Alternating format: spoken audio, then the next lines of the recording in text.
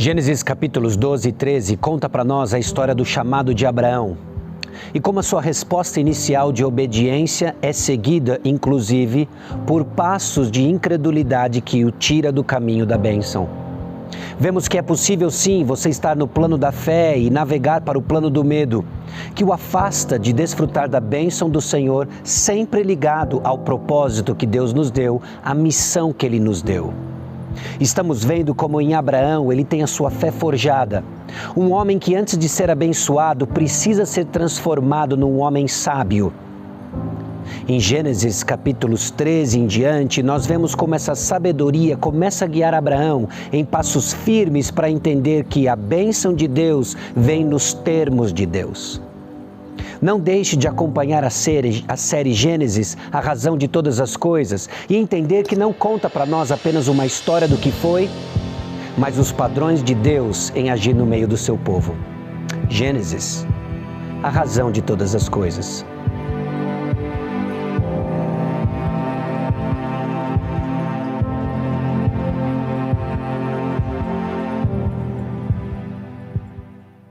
Nós, da Igreja Batista Maranata, entendemos como um valor importante, não só um valor ministerial, mas uma convicção teológica da pregação expositiva.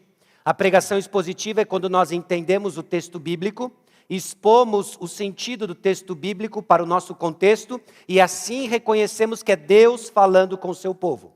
Nós nos encontramos para ouvir o Senhor através da pregação da palavra. E nós estamos caminhando no livro de Gênesis. Já vimos os 11 primeiros capítulos, aquilo que alguns teólogos chamam da história primeva. Vimos que Deus criou todas as coisas. Vimos como o pecado distorceu todas as coisas.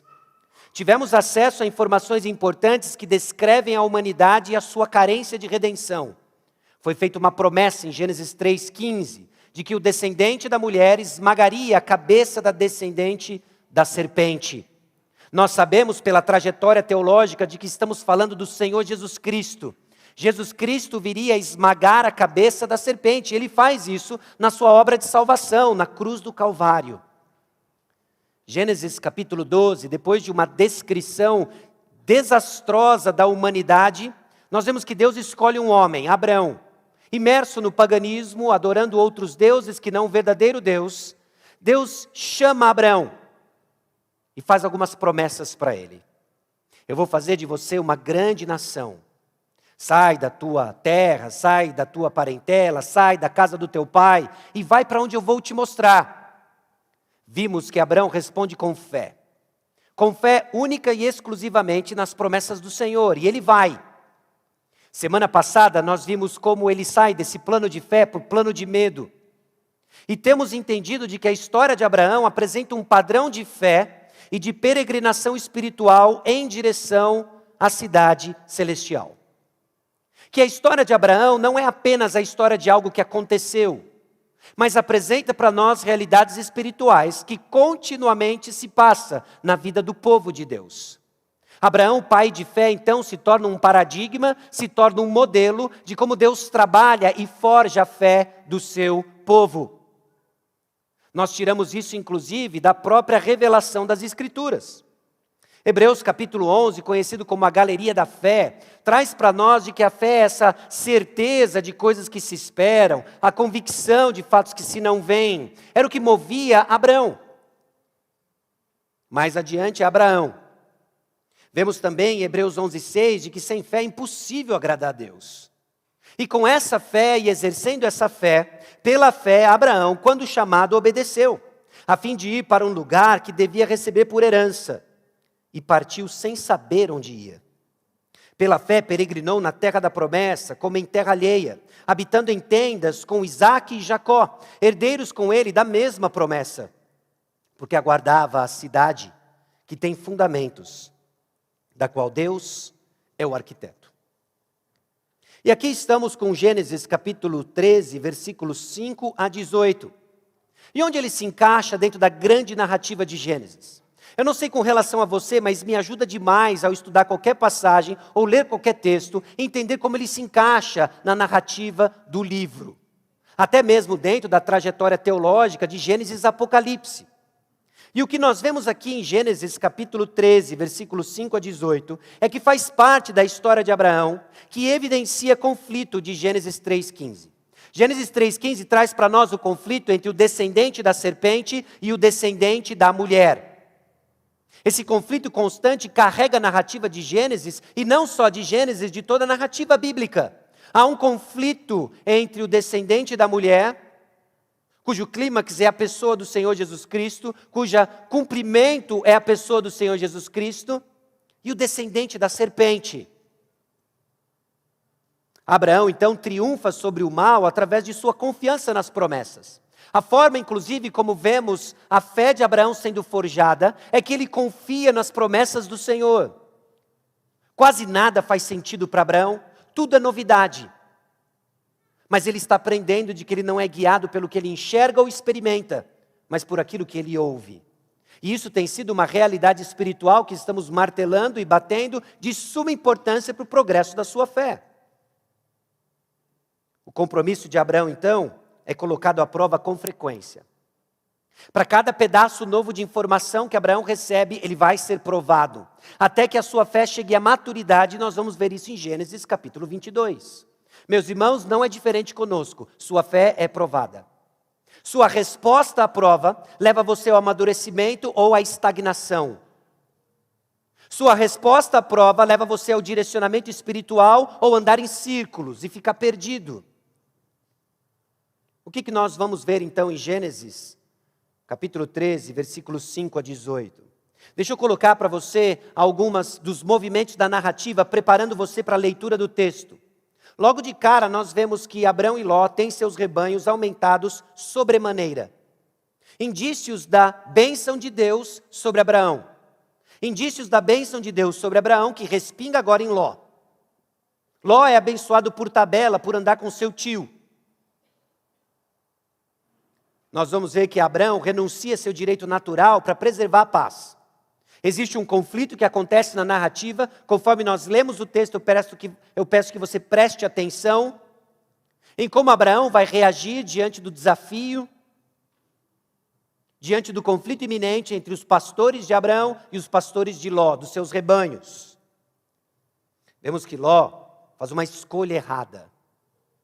Meus irmãos, é possível, mesmo diante de tanta informação, tomarmos decisões ruins, que irá comprometer a sua fé, a sua maturidade. E o Senhor, então, reafirma as promessas a Abraão. Vamos ler o texto, Gênesis capítulo 13, versículos 5 a 18. Vai estar projetado para você a sequência da narrativa. E eu peço então que você se aproprie disso da melhor forma para lhe ajudar a entender o que está se passando no texto. Gênesis 13, 5 a 18. Ló, que ia com Abrão, também tinha rebanhos, gado e tendas. E a terra não podia sustentá-los para que habitassem juntos, porque eram muitos os seus bens, de sorte que não podiam habitar um na companhia do outro. Houve contenda entre os pastores do gado de Abrão e os pastores do gado de Ló. Nesse tempo, os cananeus e os ferezeus habitavam essa terra. Disse Abrão a Ló: não haja contenda entre mim e ti, entre os meus pastores e os teus pastores, porque somos parentes chegados. Acaso não está diante de ti toda a terra? Peço-te que te apartes de mim. Se fores para a esquerda, irei para a direita. Se fores para a direita, irei para a esquerda. Levantou Ló os olhos e viu toda a campina do Jordão, que era toda bem regada, antes de haver o Senhor destruído Sodoma e Gomorra, como o jardim do Senhor, como a terra do Egito, como quem vai para Zoar. Então, Ló escolheu para si toda a campina do Jordão e partiu para o oriente. Separaram-se um do outro. Habitou Abrão na terra de Canaã e Ló nas cidades da campina e ia armando as suas tendas até Sodoma. Ora, os homens de Sodoma eram maus e grandes pecadores contra o Senhor. Disse o Senhor a Abrão, depois que Ló se separou dele: ergue os olhos e olha desde onde estás, para o norte, para o sul, para o oriente e para o ocidente. Porque toda essa terra que vês, eu te darei, a ti e à tua descendência, para sempre. Farei a tua descendência como o pó da terra, de maneira que se alguém puder contar o pó da terra, então se contará também a tua descendência. Levanta-te, percorre essa terra no seu comprimento e na sua largura, porque eu te darei. E Abraão, mudando as suas tendas, foi habitar nos carvalhais de Manre, que estão junto a Hebrom, e levantou ali um altar ao Senhor. Vamos orar? Senhor, aqui está a tua palavra e pedimos que o Senhor fale conosco. Abra, ó Deus, nosso entendimento para as responsabilidades que temos diante das circunstâncias adversas ou favoráveis, bênçãos ou provas, tribulações, que venha trazer à tona onde está o nosso coração. Dá-nos, ó Deus, e conceda-nos a graça de respondermos com obediência, de acordo com as tuas promessas, e assim desfrutarmos mais do Senhor, conhecermos mais o Senhor. É no nome de Jesus que nós oramos. Amém. Meus irmãos, fé é forjada nas circunstâncias e cresce na obediência à palavra de Deus. Essa não é uma verdade estranha a muitos de nós, mas é uma verdade enfatizada no texto de hoje. Quando vemos esse peregrino, Abraão, tendo a sua fé forjada, nós somos mais uma vez confrontados de que nossas circunstâncias forjam nossa fé.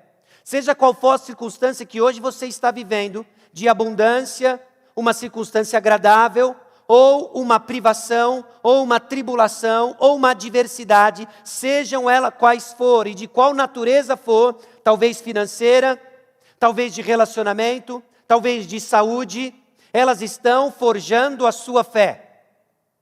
Agora, a fé, ela cresce em obediência à palavra de Deus.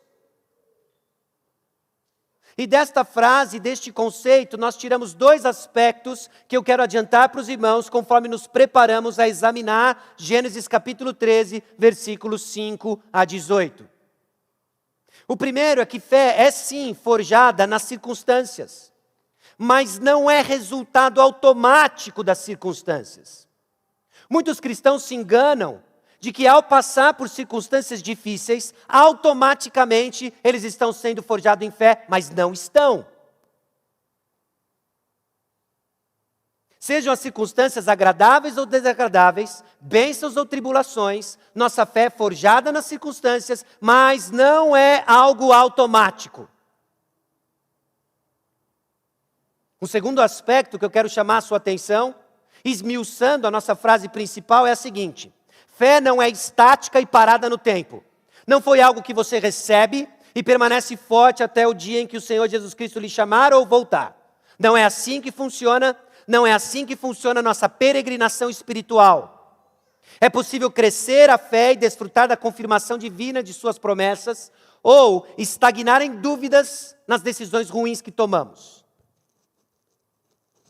Crentes em Cristo tomam decisões ruins porque desconfiam das promessas de Deus e o que eles estão colhendo é aridez espiritual.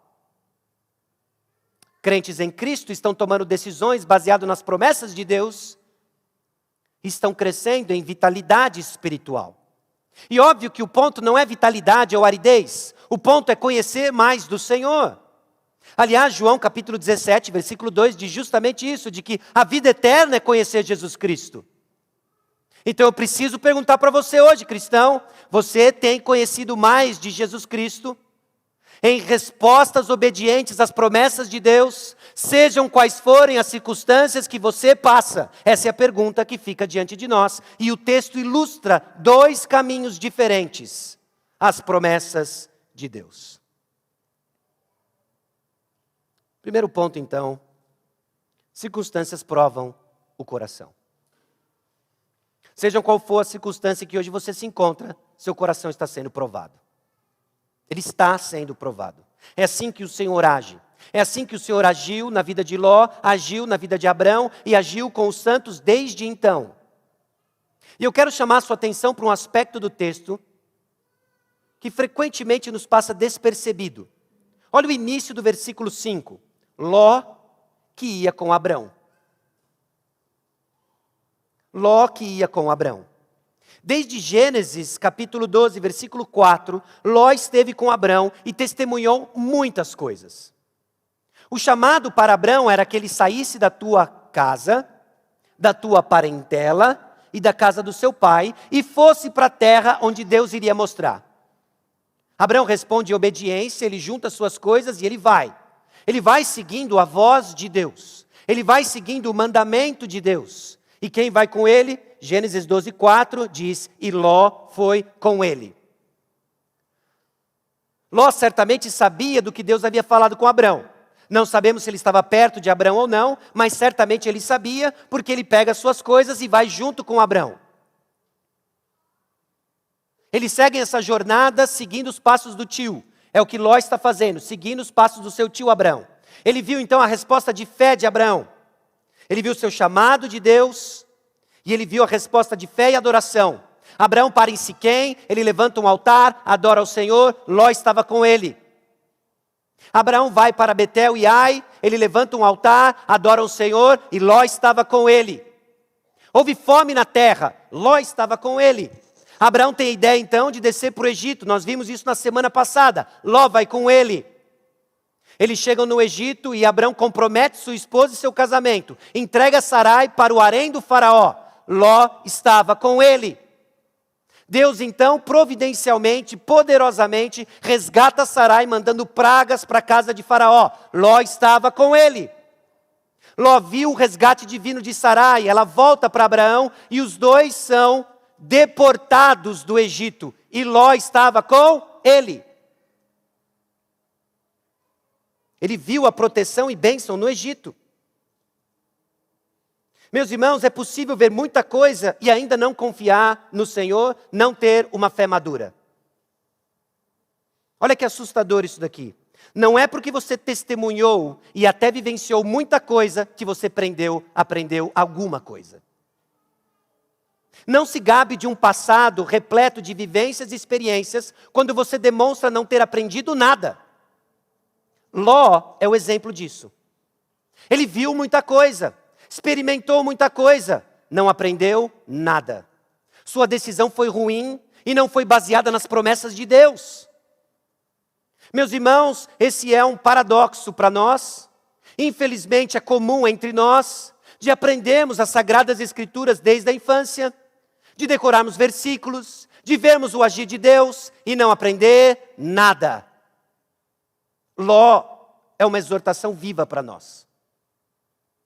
Porque é possível testemunhar muita coisa, vivenciar muita coisa e não aprender nada. Esse é o tipo de realidade que é ilustrada, inclusive, nos homens dos últimos dias. É patente isso. 2 Timóteo capítulo 3, versículos 6 e 7, descrevendo justamente os falsos mestres, que sorretariamente ficavam espalhando mentiras, falsas doutrinas. Olha como o texto descreve esses homens e os receptores do falso ensino. Pois entre estes se encontram os que penetram sorrateiramente nas casas e conseguem cativar mulherinhas sobrecarregadas de paixões, conduzidas de várias paixões, que aprendem sempre e jamais podem chegar ao conhecimento da verdade. É gente com a cabeça cheia de informação, mas que não conhece a verdade. Por quê? Porque suas decisões não são baseadas nas promessas de Deus.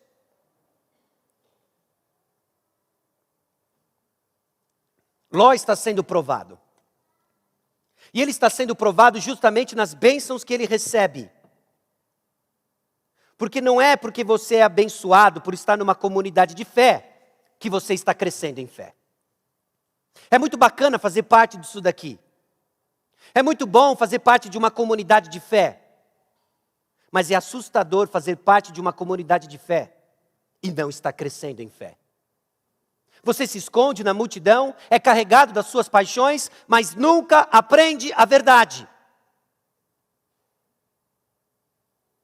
Quem tem ouvidos para ouvir, ouça. Porque isso é sério.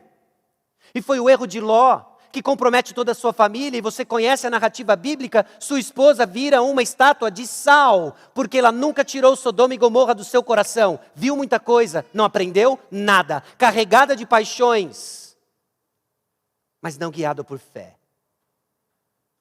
Sua fé vai ser provada. E a autenticidade e o crescimento de sua fé serão provados em suas decisões.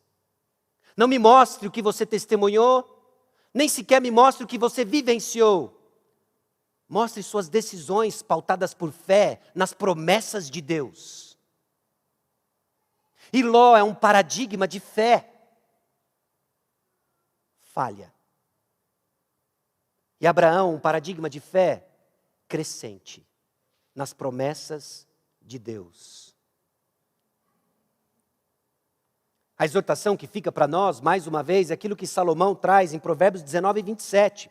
Filho meu, se deixas de ouvir a instrução, desviar-te-ás das palavras do conhecimento. A questão não é se você já ouviu ou não, é que você está deixando de ouvir. E deixar de ouvir vai desviar você do caminho da verdade. Nós temos batido nisso, meus irmãos, e não tem como exagerar nessa questão. O povo de Deus não é um povo da visão, o povo de Deus é um povo da audição.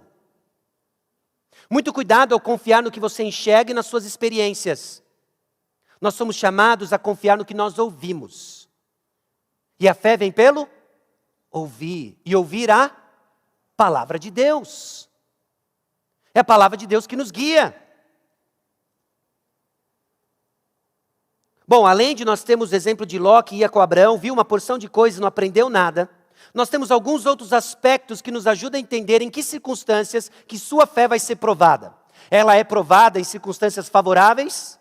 Ló está sendo tremendamente abençoado, mas não está aprendendo nada. E o texto diz, e a terra não podia sustentá-los, porque eram muitos os seus bens. Houve contenda entre os pastores. Você encontra isso nos versículos 6 e 7. Bom, agora surgem as circunstâncias adversas, e o que seria natural era que Abraão procurasse então uma terra que garantisse sua produtividade dos rebanhos.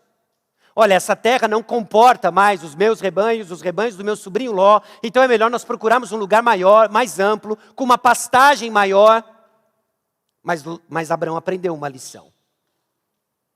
Não é mais baseado no que eu vejo, não é mais baseado na minha autoproteção, não é mais baseado na manipulação, vai ser baseado nas promessas de Deus. Deus me prometeu ser uma grande nação, Deus me prometeu abençoar, e eu vou seguir a palavra de Deus, embora muitas coisas não façam sentido. Escute isso daqui, vida cristã não faz sentido. Não faz sentido salvar pecadores como eu e você, a não ser que a gente entenda que há uma graça, superabundante graça, que nos resgata, nos salva e nos educa. Então problemas surgiram não do resultado da fome, mas da generosidade de Deus. Nós temos falado ao longo dessa série, particularmente quando nós iniciamos em Gênesis 12, sobre a bênção de Deus, buscando filtrar, purificar nossa própria compreensão sobre bênção de Deus. Às vezes nós usamos o termo, e o termo é usado amplamente aí fora, como simplesmente uma circunstância favorável, agradável, de acordo com o que eu quero, não é? É assim que normalmente nós falamos de bênção. Ai, que bênção. Gostei de algo, então eu falo bênção. Mas não é isso. Definitivamente não é isso. Bênção não é um estado favorável livre de problemas. É comum que as bênçãos de Deus tragam problemas, que são oportunidades para aprender mais de Deus e colher ainda mais bênçãos. Nós queremos a bênção de Deus, mas parece que nós queremos apenas parte disso, e não as oportunidades que acompanham as bênçãos de Deus para aprendermos mais de Deus. Bênçãos trazem sim problemas e desafios. Não são circunstâncias livres de problemas. Bênçãos trazem provas para a nossa fé e convicções. Era por isso que Abraão precisava ser forjado, ser sábio, antes de ser mais abençoado. Deixa eu dar um exemplo para você. Casamento é uma bênção. Deus disse, é muito bom. Ele reafirma isso em outras passagens, inclusive pós-queda. Casamento é uma bênção. Se você é casado mais de um dia, sabe que junto com o casamento vem desafios, vem problemas. É uma bênção, não é? É uma bênção, mas junto com a bênção do casamento vem problemas, vem ajustes. E são nesses ajustes que o Senhor forja em nós o caráter de Cristo. Vou dar outro exemplo para você. Filhos. Filhos são uma bênção, não são? Filhos são uma bênção. E junto com essa bênção vem uma série de provações. Vem privação de sono. Vem o desafio financeiro. Vem o desgaste emocional.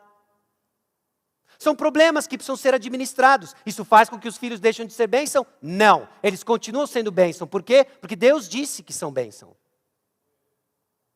São bênçãos. Prosperidade financeira. Deus nos abençoa financeiramente? Abençoa financeiramente. Você está sendo abençoado financeiramente e com isso vem problemas. Onde você vai investir aquilo que Deus lhe confiou. São decisões importantes. Você vai ser provado nisso.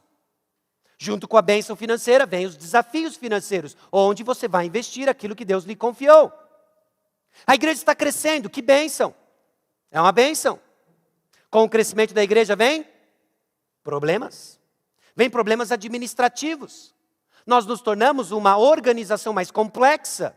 Nós nos tornamos um organismo maior. Pessoas chegam com bagagem, com problemas. É uma bênção, não é? É uma bênção. Mas com a bênção vem desafios. Deus tem nos abençoado. Mas isso não é livre de desafios. Isso não é livre das provas da nossa fé.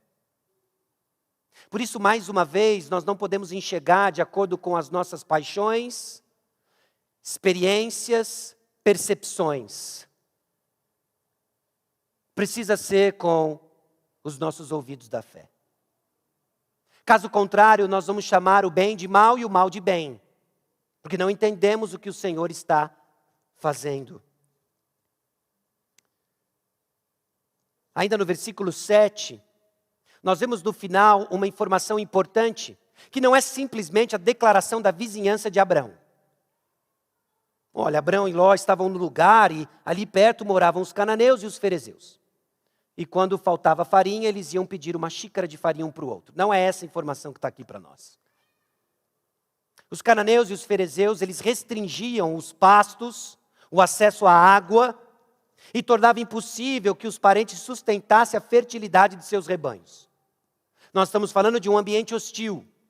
E nesse contexto onde a fé está sendo provada, os pastores de Abraão, os pastores de Ló confundiram a batalha e confundiram o inimigo. Meus irmãos, em meio às provas, é possível que eu e você confundamos qual é o problema. E se nós estamos confusos com relação ao problema, nós vamos abraçar a solução errada. Qual é a batalha? Problemas vão testar, então, nossa unidade de forma prática e decisiva. É nos problemas que ou nós gritamos, estamos juntos, ou nos separamos por causa de preferências, ou na busca de um bode expiatório. E nenhum dos dois é a solução, porque é um engano achar que o problema são nossas preferências, e é um engano achar que o inimigo é seu irmão. Mas é o que está acontecendo. Cananeus e ferezeus são um problema. São um problema restringindo o acesso àquilo que garantia a fertilidade, prosperidade dos rebanhos. E agora os pastores se degladiam. Os pastores de Abraão, os pastores de Ló.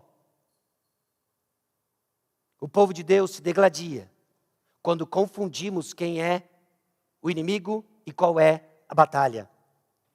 Quando existia a confusão da batalha, nós achamos que se trata de nossas preferências e direitos. Não é sobre suas preferências e direitos. A igreja do Senhor Jesus Cristo não é edificada sobre suas vontades, sobre suas opiniões. A igreja do Senhor Jesus Cristo é edificada pelo Senhor Jesus Cristo e só Ele morreu no lugar de cada um de nós. Ele tem autoridade sobre a igreja e Ele diz como funciona.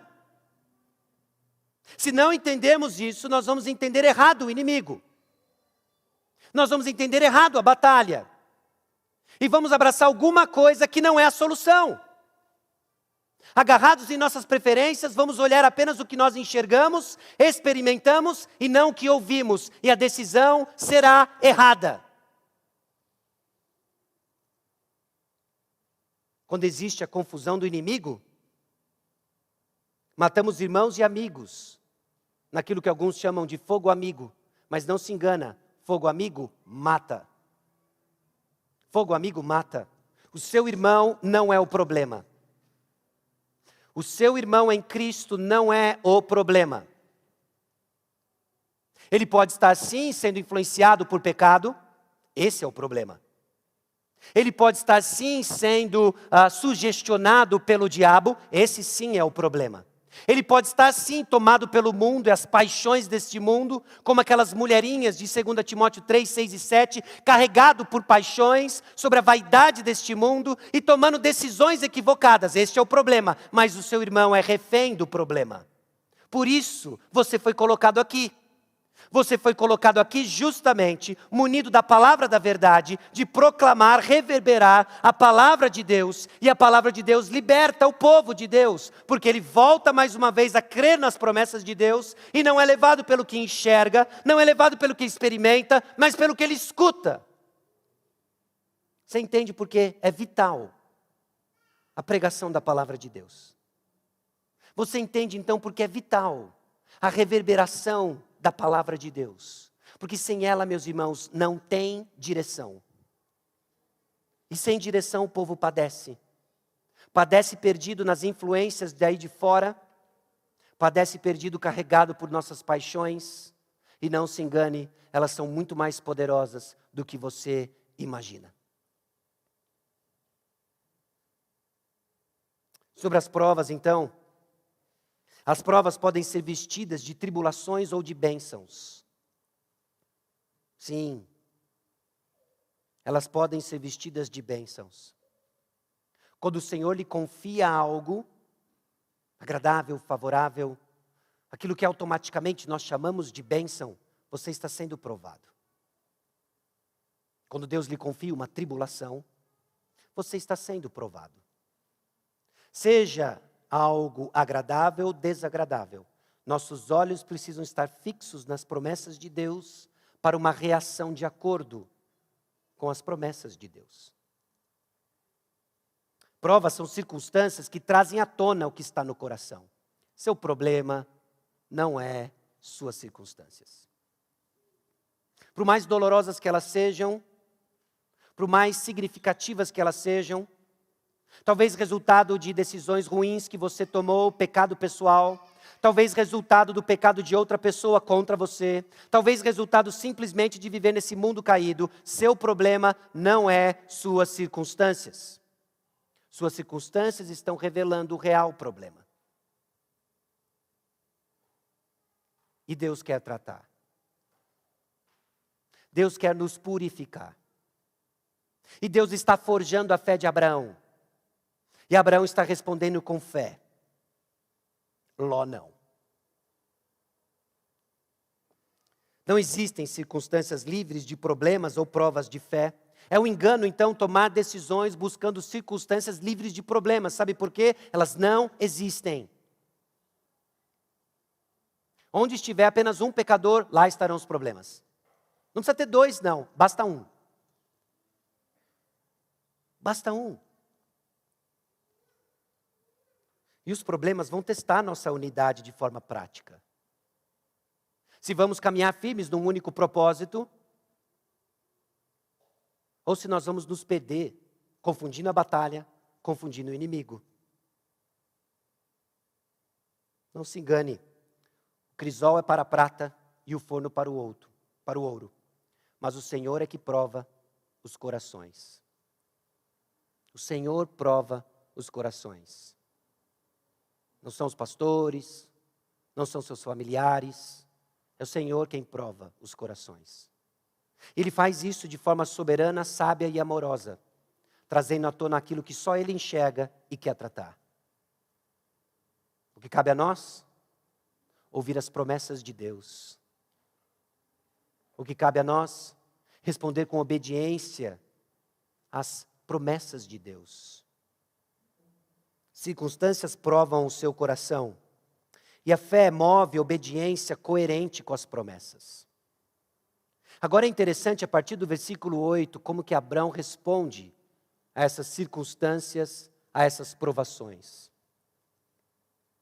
Disse Abrão a Ló. A linguagem que ele usa aqui para falar com Ló, ela é clara, firme e educada.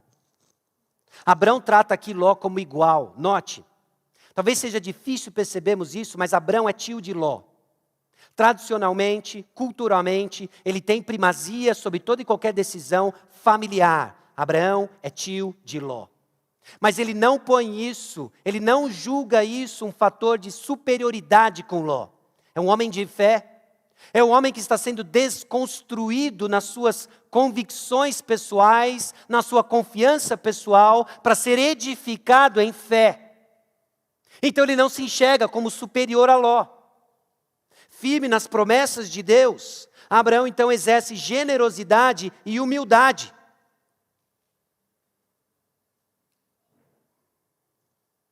E o modo como pelo qual ele agiu face à prova é um modelo, meus irmãos, de discernimento, bom senso e generosidade. Você vê alguém no meio da prova, agindo com discernimento, bom senso, generosidade, é alguém que crê firmemente nas promessas de Deus. Você vê alguém que lhe falta discernimento, num acesso de ira, de desespero, de bom senso, falta generosidade, que dá lugar à mesquinharia, à procura do que é seu, é alguém que tirou os olhos das promessas de Deus. Maturidade tem cara. Ela não é simplesmente autoproclamada. Maturidade dá evidências, como discernimento, bom senso, generosidade, são algumas dessas marcas. Meus irmãos, as virtudes cristãs não é simplesmente um moralismo superficial cristão. São evidências de um caráter transformado. Evidências de alguém com os olhos fixos nas promessas. Abraão exerce, então, generosidade e humildade, resultados dessa fé forjada em circunstâncias adversas e obediência alinhada com as promessas divinas. E como que ele exerce essa fé? Ele diz para Ló: escolhe. Pode escolher. Abraão exerce uma fé passiva. E nós vamos ver como a fé, no decorrer da narrativa, principalmente de Abraão, toma múltiplas formas em circunstâncias diferentes. E aqui ela tem a cara de uma fé passiva. Ele vai confiar na providência de Deus. Porque ele está defendendo um valor. O valor da paz com o seu sobrinho Ló. Ele crê nas promessas. E ele sabe que não vai ser por aquilo que ele enxerga que Deus irá abençoá-lo. Essa convicção na soberania de Deus, essa convicção na sabedoria de Deus, no amor de Deus, na providência de Deus, é evidenciada numa fé passiva. Em que Abraão é capaz de dizer para Ló: escolhe. Ele não tem medo de que Ló vai escolher a parte melhor e ele vai ficar sem a bênção, porque quem disse que ele vai ser abençoado não foi Ló, foi o próprio Deus. É assim que nós reagimos diante de provas. O que sua ansiedade, seu roer de unhas, sua irritabilidade, diz acerca da sua confiança na providência de Deus. Talvez seja o tempo, inclusive, de ajustar os ponteiros com relação à sua indignação. Indignação com relação ao governo, às autoridades. Indignação nos seus relacionamentos. Coisas que estão te deixando por aqui. Deus não ignora a sua dor. E Deus não é indiferente ao que é errado. Mas Deus nos chama a ser pacificadores. Confiantes de que um dia Deus vai fazer certo todas as coisas. Se não é isso que você está baseado em suas decisões, você já começa a ter pistas, porque a irritabilidade, porque a indignação, porque a ansiedade. Meus irmãos, isso não é ter sangue de barata, isso é ter uma confiança firme num Deus soberano, justo, santo, sábio, amoroso, e que nos chama a passos de obediência diante das provas que Ele mesmo customizou para cada um de nós. Abraão prefigura aquilo que Jesus Cristo diz em Mateus 5,9, bem-aventurados os pacificadores, porque serão chamados filhos de Deus. Não se engane, a hostilidade vinda porque você confundiu qual é a batalha e quem são os inimigos, não é marca de maturidade. É uma fé estagnada, presa em suas paixões, que enxerga apenas o que vê e experimenta e não está ouvindo o que o Senhor está dizendo. A paz não é assegurada por meio da criação de um ambiente ideal. O pecado originou no ambiente ideal de Éden. E nessa cena, numa terra que é como o jardim do Senhor, abundam os conflitos. Apenas a entrega do coração e a vontade de Deus geram paz.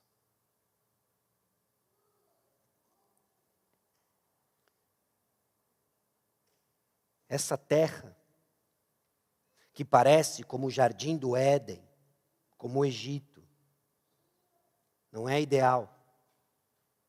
Neles estão os conflitos. Porque o ideal é um coração entregue ao Senhor e uma vida na vontade do Senhor. Isso dá paz.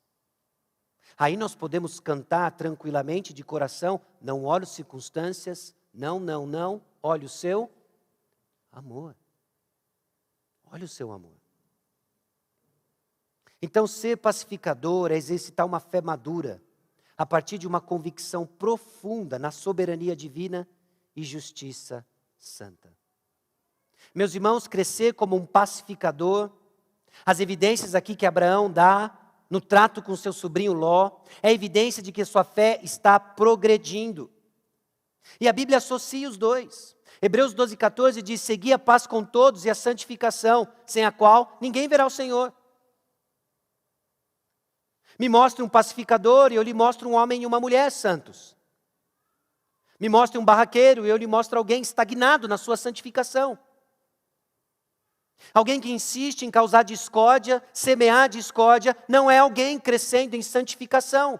Porque o chamado é seguir a paz com todos e a santificação.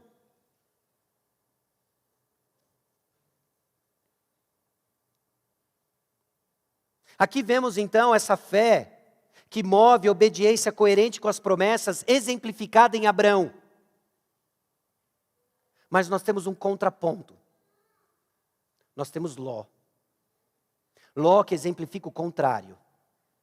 Um homem que não anda de acordo com as promessas de Deus. Nós vemos um Ló que levantou os olhos e viu. E o texto todo aqui mostra o ponto de vista do que Ló viu. Versículo 10. Ele viu toda a campina do Jordão, que era toda bem regada. E o autor de Gênesis aqui, Moisés, movido pelo Espírito Santo, nos faz uma observação importante. Particularmente importante para o povo de Israel, que começa a questionar como é que Ló escolheu aquele pedaço de terra infrutífera e cheia de sal. Não, mas isso foi antes de Sodoma e Gomorra ser destruída. Ali havia uma planície, ali havia uma terra bem regada. Ali havia um lugar que era como o jardim do Senhor. Sabe o que Ló viu? Não era o que era de fato, mas o que ele viu o paraíso na terra. Assim são crentes carregados das suas paixões, que começam a olhar e ver o paraíso na terra.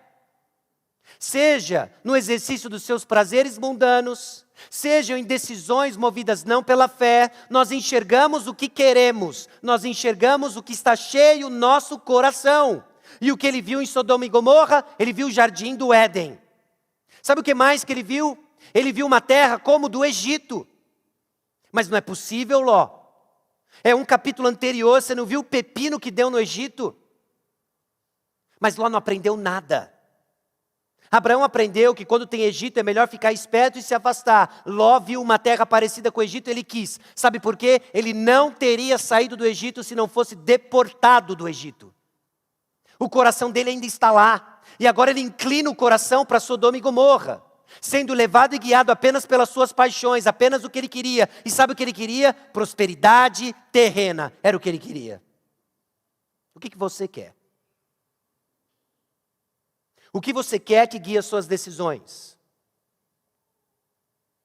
Porque se é prazer aqui na terra, está explicado. Porque se é segurança relacional, explicou-se. Porque se é fazer o que você quer, na hora que você quer, está explicado. Nós somos conduzidos por aquilo que nós queremos e enxergamos o que queremos. E Ló viu, ele está sendo guiado pelo que ele quer e pelo que ele enxerga. Essa decisão foi muito ruim. O texto dá evidências disso, isso vai ficar claro para nós nos capítulos 18 e 19. Não era um lugar para ir, Ló. Não era um lugar para ir porque Deus destruiu Sodoma e Gomorra. Não era um lugar para ir porque os homens de Sodoma eram maus e grandes pecadores contra o Senhor. Nós não temos tantos detalhes assim que informam a percepção, a informação que Ló tinha sobre Sodoma e Gomorra. Mas tem duas possibilidades. A primeira possibilidade é que ele sabia que Sodoma e Gomorra era um lugar ruim, mas ele relevou isso porque ele queria prosperidade. Terrível. A segunda opção era que Ló era ignorante sobre o que acontecia em Sodoma e Gomorra, mas ele não leva em consideração para investigar onde ele levaria a sua família. Terrível. As duas opções são ruins, porque as duas opções estão sendo conduzidas não por fé, mas por aquilo que ele viu. O que conduz suas decisões? É o que você vê? É o que você experimenta? Ou o que diz as promessas de Deus?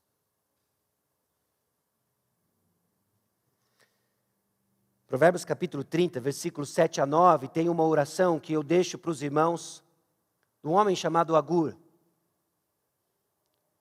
completamente informado sobre o perigo que tinha em seu coração, sobre o perigo que existe no meu e no seu coração. E diz o seguinte: duas coisas te peço, não mas negues antes que eu morra. Afasta de mim a falsidade e a mentira. Não me des nem a pobreza, nem a riqueza. Dá-me o pão que me for necessário. Para não suceder que, estando eu farto, te negue e diga: quem é o Senhor? Ou que empobrecido venha furtar e profane o nome de Deus. Agur não ora por circunstância X ou Y. Agur ora para que Deus proteja o seu coração das circunstâncias X ou Y.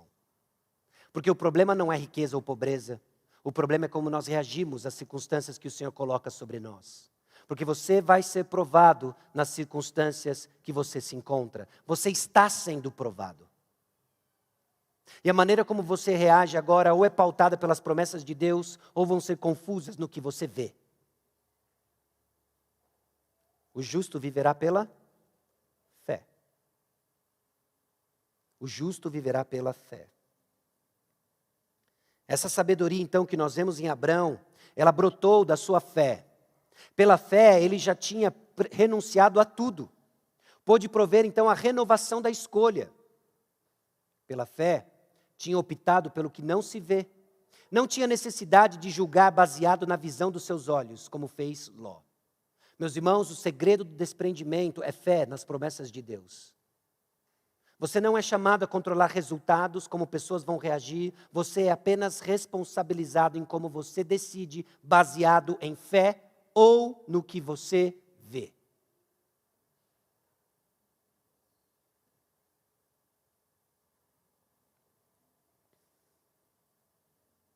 E agora nós vemos como Deus responde à decisão de Abrão. Deus abençoa e confirma passos de obediência. É assim que fé é forjada. É assim que fé é forjada.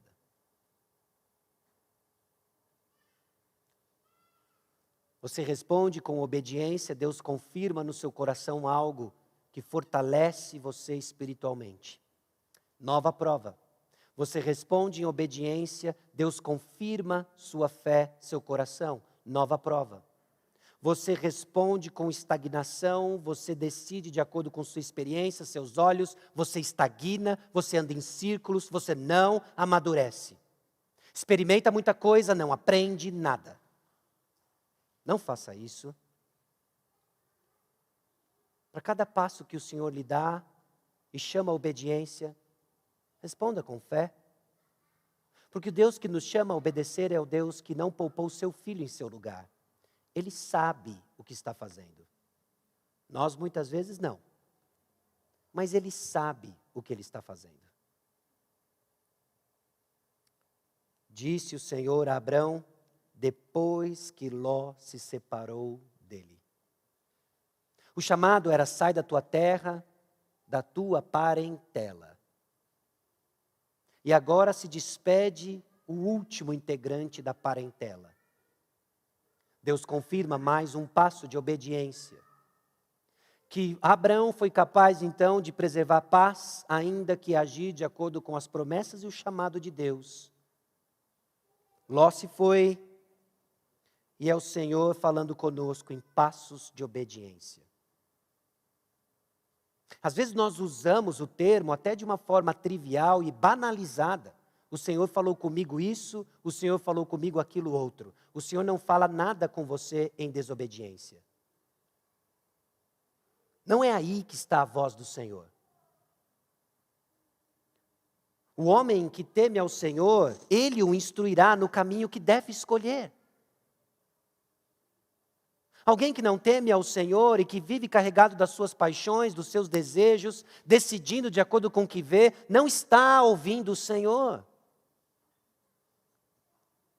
É difícil entender que o Senhor fala com você quando você vive em desobediência deliberada a mandamentos simples e ordinários da vida.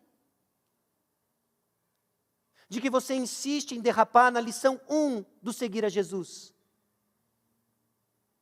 Amar a Deus e amar ao próximo. Você ainda está estagnado nisso. Perdoar como você foi perdoado em Cristo. E você derrapa nisso. Você anda em círculos. Não julgueis para não serem julgados. E nós poderíamos continuar falando dos inúmeros imperativos da palavra de Deus, que nos chama ao beabá de andar com o Senhor. E você insiste em desobedecê-lo e fala, é que o Senhor falou comigo. O Senhor não falou nada com você. Você está sendo sobrecarregado das suas paixões e tomando decisões ruins pelo que você vê e experimenta, não pelas promessas de Deus. Porque é o homem que teme o Senhor, Ele o instruirá no caminho que deve escolher. É lá que está a palavra de Deus.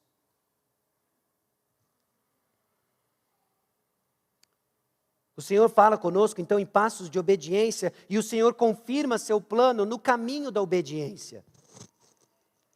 Agora o Senhor aparece a Abrão, depois que Ló se separou dele, e o Senhor mostra algo para Abrão. Não foi Abrão que levantou os olhos e viu, o Senhor disse para Abrão, ergue os olhos e olha. Agora o Senhor vai mostrar. Percebe a diferença aqui? Não é você que vê, é o Senhor quem mostra. A gente precisa enraizar isso. Há uma razão por que nós usamos o termo revelação para a palavra de Deus. Porque eu e você somos como cegos, tateando ao nosso redor, não enxergando nada. Nós precisamos que o Senhor nos mostre. Então ele, erga os olhos, Abraão, eu vou te mostrar o que eu vou te dar.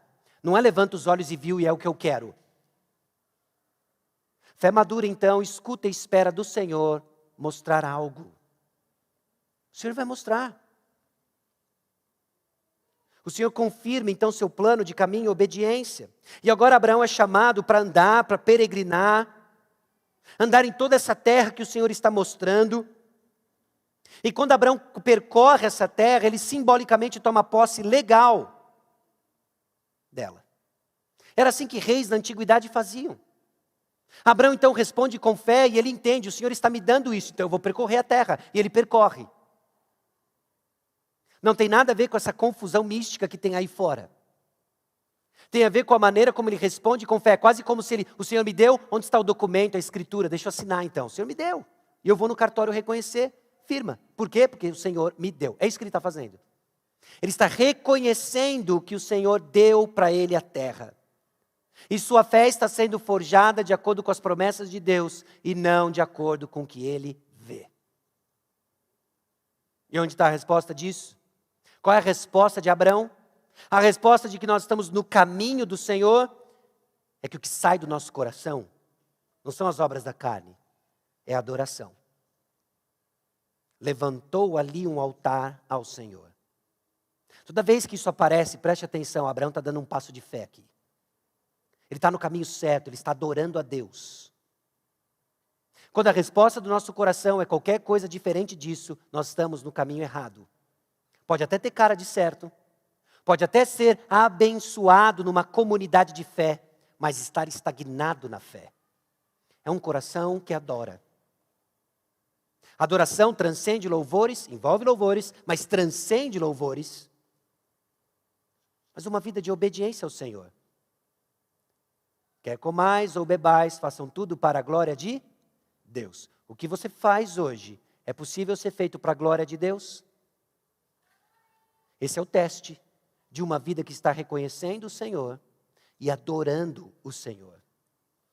Irmãos, fé é forjada nas circunstâncias e cresce na obediência à palavra de Deus. Eu quero recapitular com você algumas considerações importantes para você pensar sobre o seu estado espiritual, onde você se encontra nisso. Suas circunstâncias atuais, sejam elas quais forem, e eu não digo isso por conhecimento de causa, eu digo isso simplesmente informado pelo que a palavra de Deus diz sobre como Ele forja a fé na vida dos seus filhos, são o ambiente onde Deus irá operar. Seja ele numa provação financeira, seja ele numa abundância financeira, seja ele numa prova, adversidade de relacionamento, seja ele no gozo de um relacionamento que flui bem, seja numa provação de saúde, ou seja, no desfrutar da boa saúde. Deus está usando o ambiente certo hoje, aqui e agora, para trabalhar no seu coração uma fé madura. Sua responsabilidade, então, é reagir de forma coerente com as promessas de Deus. Você desconhece as promessas de Deus, você vai apenas agir de acordo com o que você vê. Você conhece as promessas de Deus, você vai esperar o Senhor dizer para você, ergue os olhos que eu vou te mostrar o próximo passo. Deus fala conosco no caminho da obediência. Deus irá confirmar então sua vontade no caminho da obediência. E meus irmãos, isso só é possível pela graça de Deus. Isso só é possível porque Deus em Cristo Jesus derramou sobre nós bênçãos espirituais, graça abundante, onde abundou o pecado porque nós tomamos decisões ruins, baseadas no que nós enxergamos, onde abundou o pecado porque nós tomamos decisões apenas baseadas em nossas paixões, sendo carregados pelas nossas paixões e não guiados por fé, ali superabundou a graça do Senhor Jesus Cristo. Por isso, meu irmão, minha irmã, dê mais um passo, com fé. E aproprie-se da bênção de Deus, fortalecendo esse coração árido, confuso, às vezes desesperançoso, na graça de Deus. Não tem receita de bolo. Tem um Redentor que faz dessa maçaroca que chamamos de bolo uma obra perfeita. Porque é Jesus quem edifica a igreja. Enquanto estivermos ouvindo a voz do Senhor na palavra de Deus, nós vamos ter uma fé exercitada em obediência para a glória de Deus. Eu quero encerrar lendo juntamente com vocês 2 Pedro capítulo 1. versículos 3 a 10.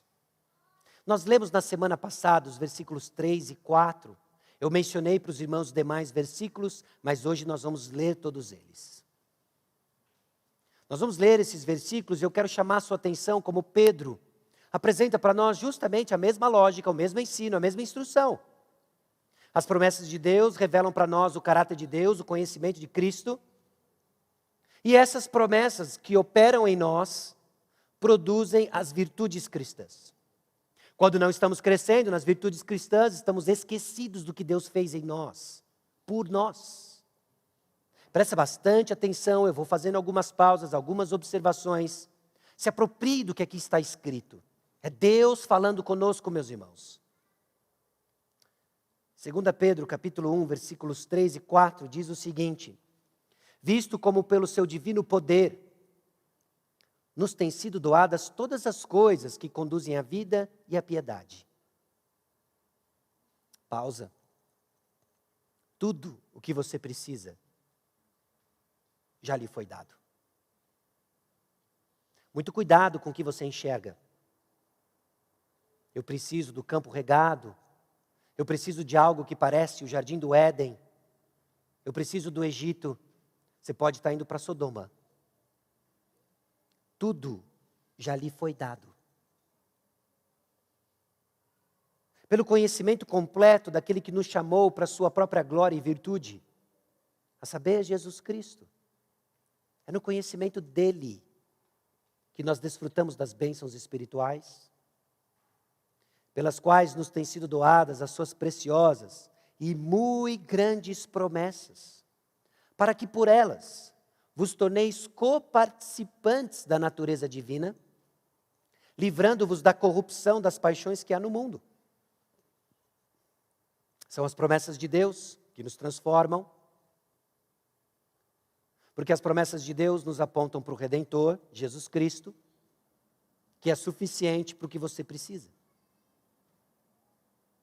Quando nos apropriamos disso, note os versículos 5 e em diante. Por isso mesmo, vós, reunindo toda a vossa diligência, os irmãos têm esforço envolvido aqui.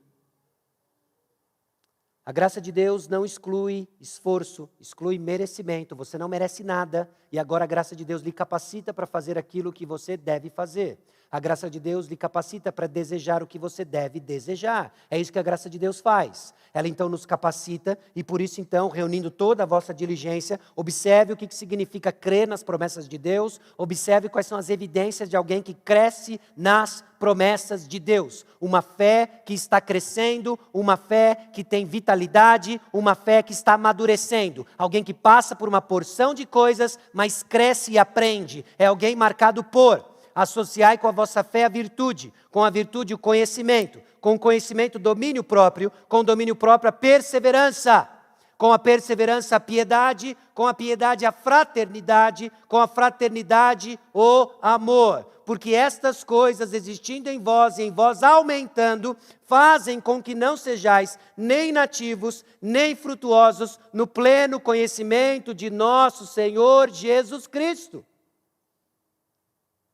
Pois aquele a quem essas coisas não estão presentes é cego, enxergando, vendo só o que está perto. E sabe o que está perto? O campo regado. Algo que parece o jardim do Éden e o Egito, está bem perto. E só o que você enxerga. Porque você perdeu o vislumbre do que Cristo fez por você. Ele morreu por você, para você viver para Ele. Como? Exatamente no contexto onde Ele lhe colocou. E respondendo às adversidades e às bênçãos, demonstrado nas virtudes cristãs. Esquecido da purificação dos seus pecados de outrora. Por isso, irmãos, procurai com diligência cada vez maior confirmar a vossa vocação e eleição. Porquanto procedendo assim, não tropeçareis em tempo algum. É com temor, com tristeza, que alguns tiram os olhos das promessas em direção a Sodoma e Gomorra, para virar uma estátua de sal. Mas a graça de Deus nos alcança com sua palavra, nos chamando a viver pelas promessas de Deus. Talvez você estava no caminho ao Egito, saindo do plano de fé para um plano do medo. Abraão também foi para lá. Sua fé foi forjada, sua grande fé foi forjada por causa de um grande tropeço e uma graça maior ainda. E isso digo porque a palavra de Deus nos encontra onde estamos. Alguns talvez se questionando se vale a pena seguir o Senhor. São tantos sacrifícios, são tantos problemas. E hoje a palavra de Deus lhe encoraja. Sim, vale a pena. É pela fé que nós vivemos. Nós vamos viver e caminhar para aquilo que o Senhor prometeu e que hoje nós ainda não vemos, mas escutamos. Força. Talvez a palavra de Deus lhe encontrou hoje, armando tenda em Sodoma. E você não considerou o mal que há nisso. Em particular, você é líder espiritual de uma casa, comprometendo toda a saúde espiritual da sua esposa, dos seus filhos. Sai daí. Sai daí. E vamos ver onde o Senhor vai nos levar. Temendo ao Senhor. Porque o Senhor instrui o próximo passo para aqueles que vivem debaixo do temor do Senhor. Jesus Cristo, meus irmãos, é o pastor desse rebanho. Ele nos conduz por intensas provas. Ele que alivia das intensas provas. E é Ele que traz promessas que transformam e revitalizam nossa fé. Amém? Baixe sua cabeça, vamos orar. Senhor nosso Deus e Pai, aqui chegamos diante do Senhor, convictos, ó Deus, como muitas vezes somos guiados pelo que vemos, experimentamos. Fórmula do desastre. Escolhas e decisões ruins são feitas, ó Deus, quando desconsideramos suas promessas. E são tantas promessas. Fundamente, ó Deus, edifique, enraize nossos corações nas promessas que recebemos no conhecimento de Jesus Cristo. E assim respondemos com fé, fé diligente, que cresce nas virtudes cristãs, que está constantemente contemplando o que o Senhor fez por nós. Não o que pessoas fazem contra nós, mas o que o Senhor fez por nós. Encoraja, ó Deus, o coração do teu povo. Firma, ó Deus, nossos passos em decisões sábias, em decisões confiantes, porque o Senhor hoje está levantando o nosso rosto, erguendo nossos olhos e nos chamando a contemplar mais uma vez o triunfante e ressurreto Jesus Cristo. E é nele que nós existimos e crescemos. Que o teu Santo Espírito nos incomode e nos lembre daquilo que vem do Senhor, para a glória do teu nome, para o bem da nossa alma, no nome de Jesus. Amém.